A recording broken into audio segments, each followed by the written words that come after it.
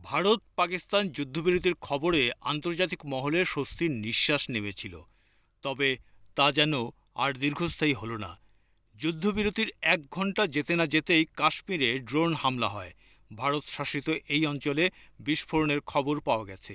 এতে পাকিস্তান যুদ্ধবিরতি লঙ্ঘন করেছে বলে অভিযোগ তুলেছে ভারত। রবিবার ১১ মে এক প্রতিবেদনে এই তথ্য জানিয়েছে কাতার ভিত্তিক সংবাদ মাধ্যম আল জাজিরা। তবে পাকিস্তানের তথ্যমন্ত্রী আতাউল্লাহ তারার এই অভিযোগকে ভিত্তিহীন ও বানোয়াট দাবি করেন। পাকিস্তানের স্বরাষ্ট্র মন্ত্রণালয় এক বিবৃতিতে বলে, ভারত কিছু এলাকায় যুদ্ধবিরতির শর্ত লঙ্ঘন করলেও পাকিস্তান আন্তরিকতার সঙ্গে যুদ্ধবিরতি চুক্তি বাস্তবায়নে প্রতিশ্রুতিবদ্ধ। ভারতীয় পররাষ্ট্র সচিব বিক্রম মিস্ত্রি অভিযোগ তুলে বলেন, পাকিস্তান বারবার যুদ্ধবিরতি লঙ্ঘন করছে।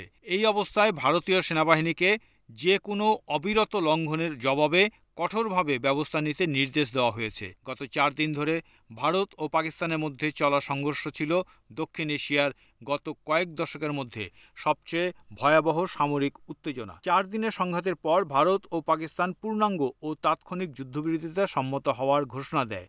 শনিবার মার্কিন প্রেসিডেন্ট ডোনাল্ড ট্রাম্প নিজের ট্রুথ সোশ্যাল প্ল্যাটফর্মে এই খবরটি জানিয়ে বলেন, যুক্তরাষ্ট্র এই সমঝোতায় মধ্যস্থতা করেছে।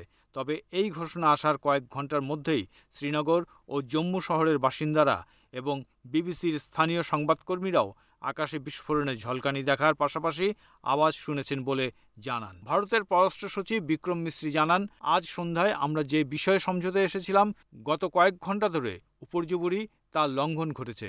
জবাবে পাকিস্তানের পররাষ্ট্র মন্ত্রণালয়ের একজন মুখপাত্র বলেন, পাকিস্তান ও ভারতের মধ্যে আজকের যুদ্ধবিরতির ঘোষণা আমরা আন্তরিকভাবে বাস্তবায়নে প্রতিশ্রুতিবদ্ধ। ভারত কিছু এলাকায় চুক্তি লঙ্ঘন করলেও আমাদের বাহিনী দায়িত্বশীলতা ও সংযমের সঙ্গে পরিস্থিতি সামাল দিচ্ছে। বিশ্লেষকরা বলছেন, যুদ্ধবিরতির ঘোষণা স্বাগতযোগ্য হলেও বাস্তব পরিস্থিতি বলছে এলওসি বরাবর উত্তেজনা এখনও কাটেনি।